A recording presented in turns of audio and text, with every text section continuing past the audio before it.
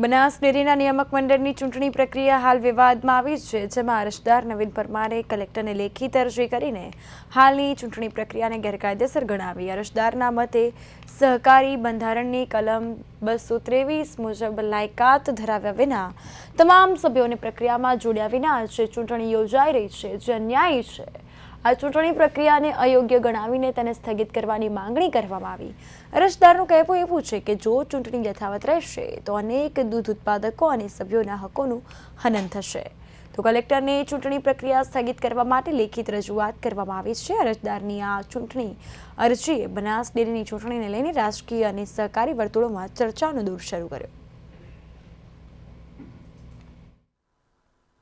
જય ભીમ, જય સંવિધાન.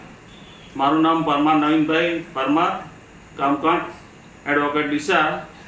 અમે જિલ્લા કલેક્ટર સાહેબશ્રી અને જિલ્લા રજિસ્ટ્રાર સાહેબશ્રીને હાલમાં ચાલી રહેલી બનાસ ડેરીની ચૂંટણીમાં પ્રતિનિધિત્વ બાબતે અરજી કરેલી છે અને અરજીમાં ઉલ્લેખ છે કે બંધારણની કલમ 243 વઠ મુજબ SC/STનું પ્રતિનિધિત્વ હોવું જોઈએ, પણ આ ડેરીના અમુક સમાજોનું જ પ્રભુત્વ છે.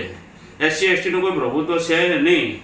તો આ SC/STનું પ્રભુત્વ થાય અને પ્રતિનિધિત્વ મળે એવી અમારી માંગણી છે. જો આ માંગણી અમારી નહીં સંતોષાય તો આવનાર સમયમાં અમે આંદોલનો પણ કરીશું અને રોડ પર પણ ઉતરીશું.